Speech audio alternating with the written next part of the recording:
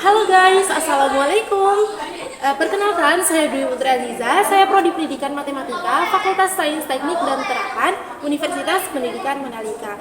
Nah, kali ini saya akan menyelesaikan tugas pendidikan karakter untuk memenuhi atau mengganti UAS. Nah, di sini saya akan menganalisis film yang berjudul Jembatan Pensil. Nah, untuk lebih jelasnya, berikut cuplikannya. Oke, stay tune.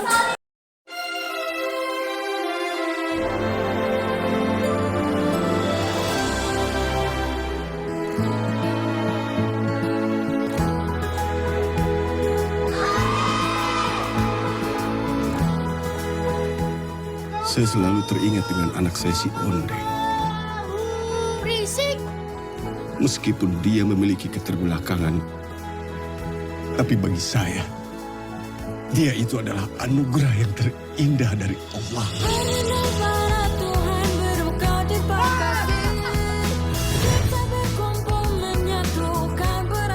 Semua datang ke sekolah ini penuh dengan kegigihan, penuh dengan semangat.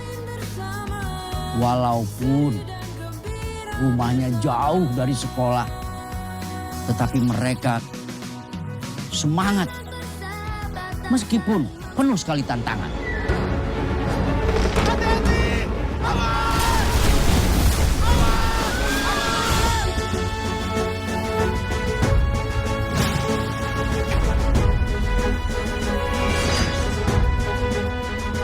Dengan sebatang pensil, kita bisa menuliskan tentang hal yang baik maupun hal yang buruk. Hati-hati kamu menjaga hati kamu. Sekarang banyak cara orang mengambil hati. Aida. Arman. Minta upah. Jangan kemana-mana. Sini.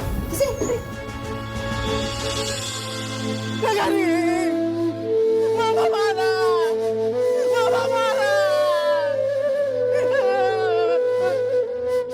Bapakmu pernah bilang, nelayan itu hidup dan matinya di laut.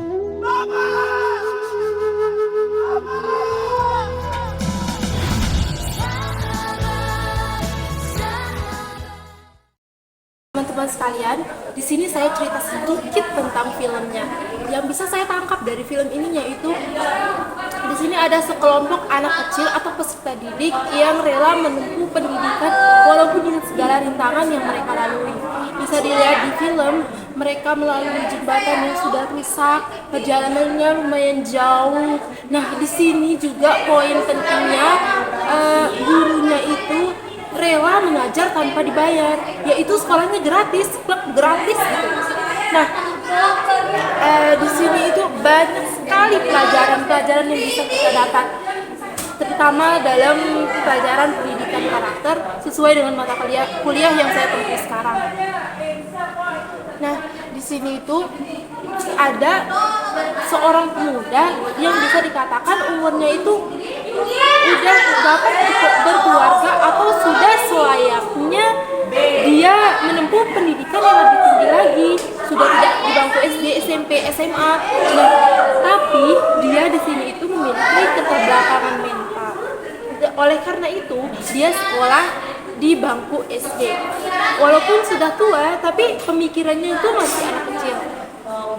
Tapi dengan adanya itu, dengan dia memiliki keterbelakangan seperti itu, dia tetap bersekolah dengan semangat, dia tetap bersekolah tanpa rasa malu, dan saya salut di sini itu orang tuanya yang mendukungnya sekeras itu, mendukungnya sepenuh hati, mendukungnya untuk tetap terus mengejar pendidikannya, walaupun dengan adanya keterbelakangan mental seperti itu. Nah, di sini juga ada salah satu peserta didik yang tunanetra. Walaupun dengan matanya yang tidak bisa melihat, tapi dia terus belajar, dia terus bergaul sama temannya tanpa ada rasa minder sedikit pun. Dan di sini temannya juga menerima dia dengan baik gitu, tanpa membeda-bedakannya. Ya walaupun ya ada salah satu murid atau peserta didik yang menganggapnya itu tidak layak untuk ditemani, tidak layak untuk diajak berteman. Tapi di luar konteks itu, saya salut dengan semangat dari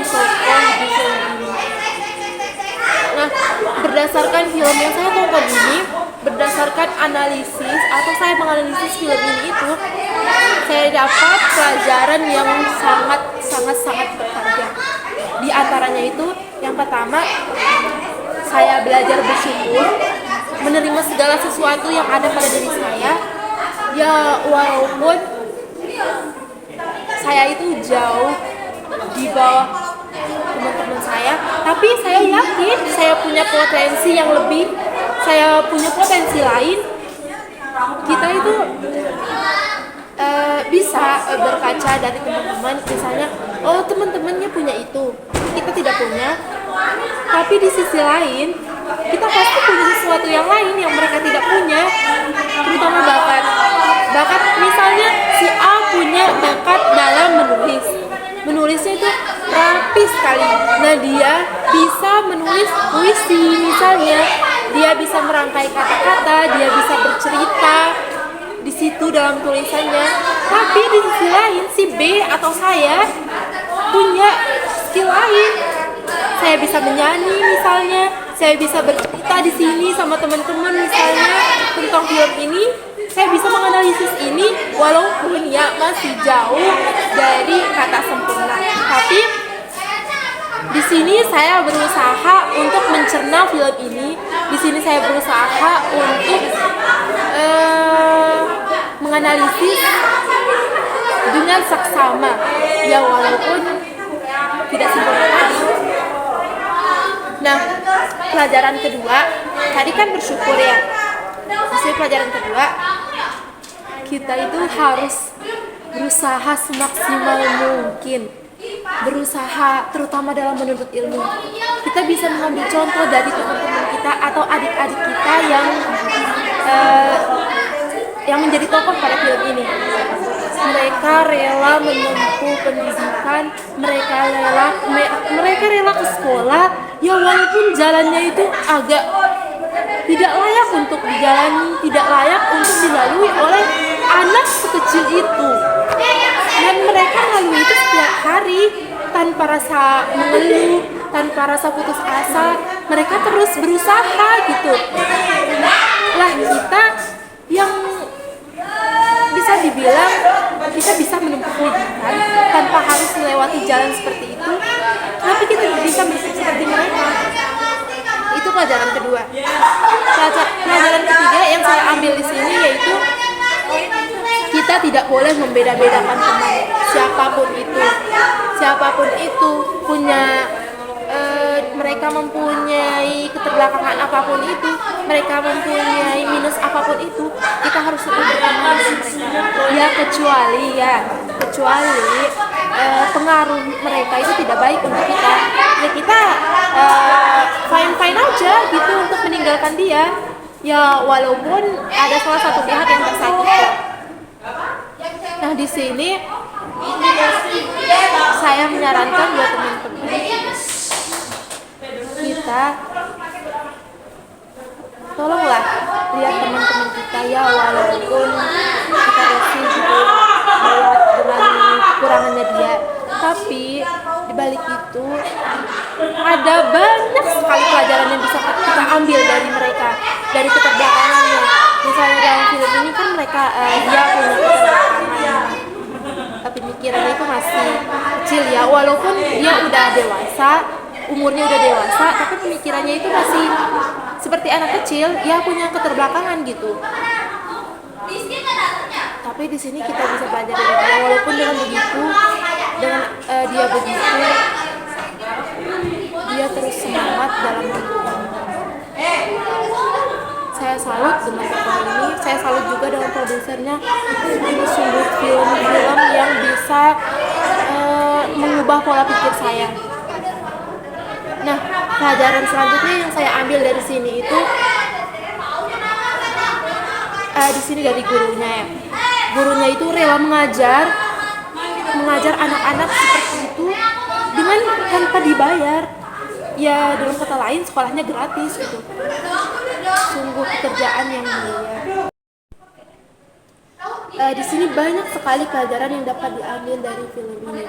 Di luar konteks dari yang saya analisis tadi, Untuk lebih jelasnya teman-teman bisa melihat di YouTube. Sekarang udah ada di YouTube karena filmnya udah beberapa tahun, jadi udah bisa dirilis di YouTube. Teman-teman bisa searching Jembatan Pensil dengan tema besarnya itu belajar dengan alam.